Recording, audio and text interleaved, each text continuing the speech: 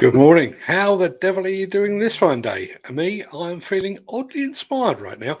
I mentioned in yesterday's show that I was considering producing a video that explored the pros and cons of the adoption of technology. And to be absolutely honest, my idea at the time was to add the video idea to a very lengthy to-do list and hope to get around to it at some point. But yesterday, I scripted it, I filmed it, and I edited it. And the video was shared first thing this morning with our patrons over at patreon.com/demolition news. Everyone else will have to wait until Saturday's Saturday social show at 10 a.m. on Saturday, not surprisingly, to see the global premiere of that film.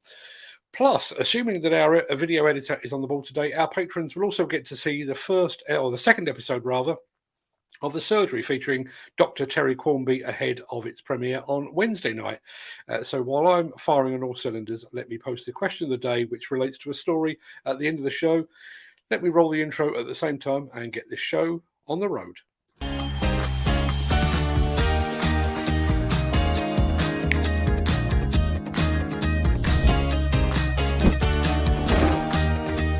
Welcome to The Breakfast Show. I'm your host, Mark Anthony.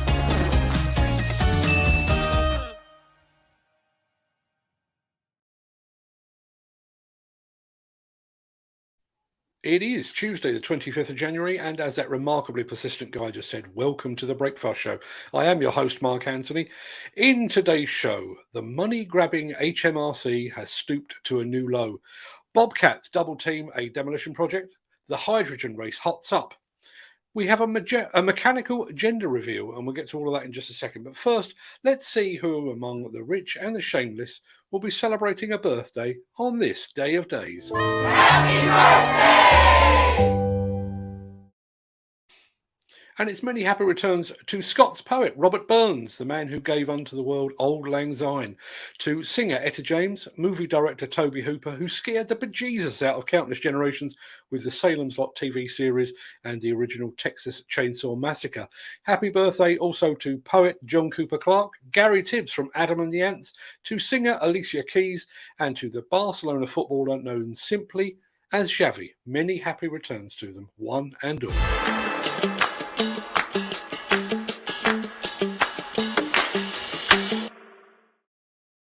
When I was a kid, I had a money box that was shaped like a coffin. I'm sure you've all seen them. You'd place a coin on the coffin lid and a ghoulish hand would emerge from within to grab and steal the money.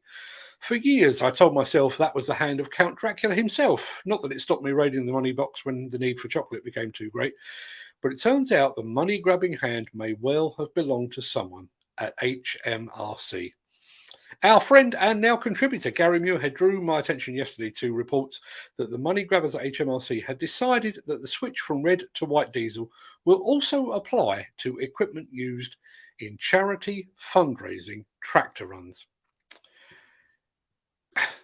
Even though many of those tractors are actually used in agricultural applications that will be exempt from the switch, participants will reportedly be expected to flush their fuel tanks, replacing their everyday red diesel with white to take part in these charity events. Speaking to Farmers Weekly, the organiser of tractor road runs and ploughing matches now fear these events will be unsustainable. Stanley Livingston, which is a fantastic name in itself, helps run the Livingston Christmas Tractor Road Run, Northern Ireland's biggest such event that attracts as many as 750 tractors each year. We have been holding the event for 10 years now and have raised more than £650,000 for charities, Livingston says. It's a total disgrace if tractor drivers will be forced to use white diesel. They will simply stop coming, and it's the charities that will suffer.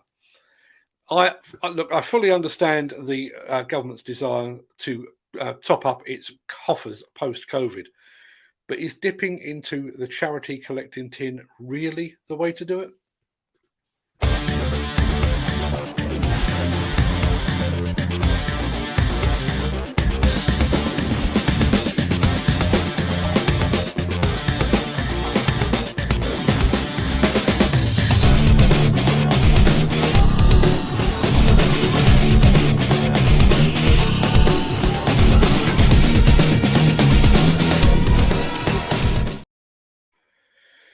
It's no secret that I love Demolition, and I've never concealed my admiration for the Bobcat brand either.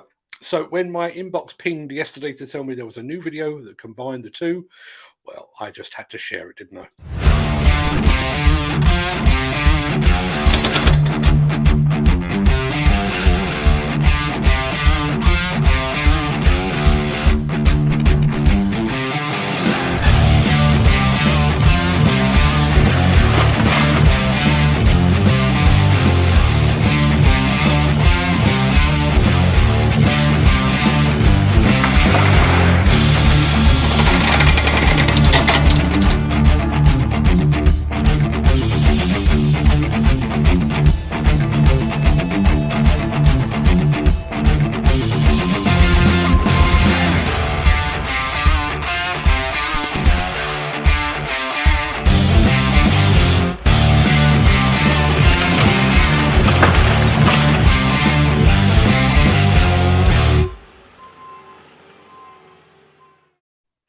I think we all tend to think of demolition in terms of big machines, but that proves there is plenty of punch in even the most compact equipment. The Miller GT series heralds a new era of unrivaled power and cutting-edge intelligent coupler technology, increasing job site safety, machine versatility, and productivity. It's the added versatility that you need at the value you can afford. To find out more, visit millergroundbreaking.com. I have to be honest, up until a couple of months ago, I'd never even heard of Fortescue Future Industries. In fact, the company only came onto my radar when it was announced they would be JCB's chosen hydrogen provider when the British manufacturer finally makes its hydrogen-fueled equipment commercially available. Well, it turns out that Fortescue has some big plans in the field of hydrogen power. In fact, if you'll pardon the pun, the company is literally racing ahead. Ladies and gentlemen, Williams Advanced Engineering and Fortescue Future Industries are becoming the one family for one simple reason: a race to save our planet from cooking. And the speed at which we move, of course, like Formula One, really matters now. WAE is going to bring the speed, the precision, the cutting-edge technology from the F1 racetrack to FFI to our operations producing green hydrogen, green ammonia and green electricity. Together, FFI and Williams Advanced Engineering will decarbonise one of the really big, largest mining companies in the world. This partnership began actually last year with Williams designing and building a battery system to power one of our huge mining trucks. And it's together that the FFI Williams co-joined family now will achieve our goal to make zero emissions energy available at an industrial, global scale, at an economic price for the world to afford as we become the world's best fully renewable energy and green fuels company.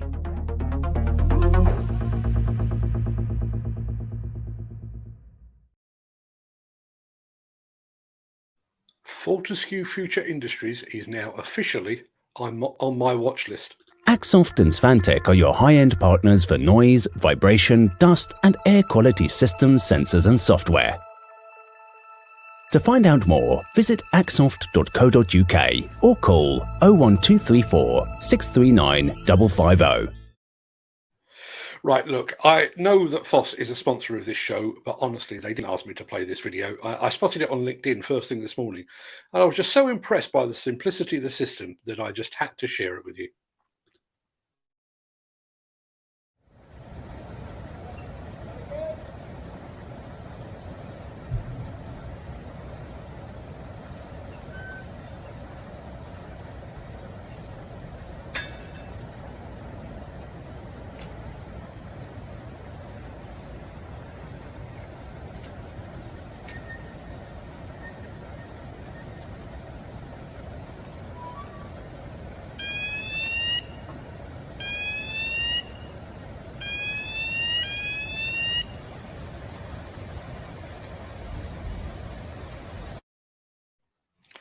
It's amazing what one company has managed to achieve with the effective deployment of coloured lights. I honestly believe in the right application, that smart walkway literally could save lives.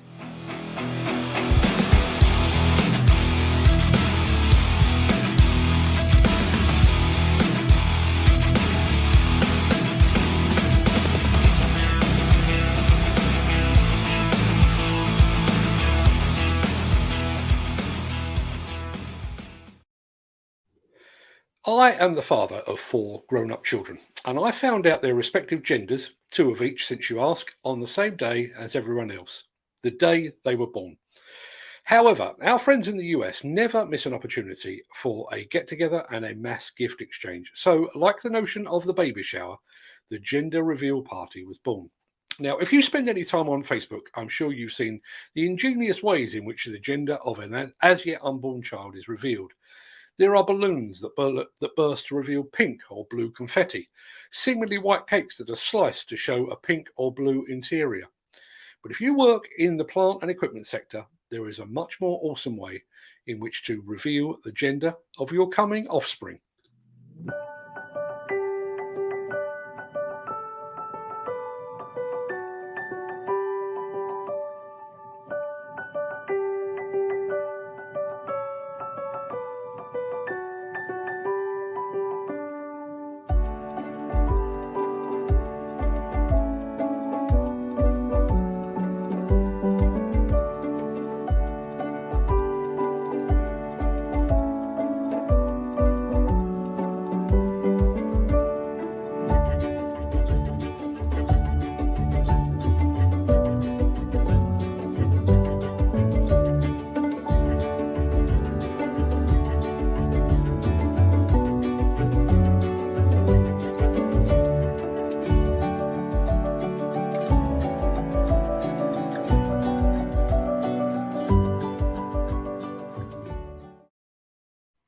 I don't know about you, but I'm watching that thinking, thank God I've never been invited to a gender reveal party. I can understand the excitement of the couple, but they already know the gender.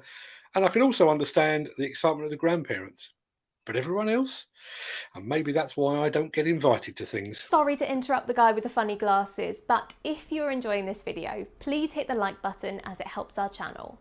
Or, better still, share this video with a friend or a colleague. Thank you. Right, back to Beardy.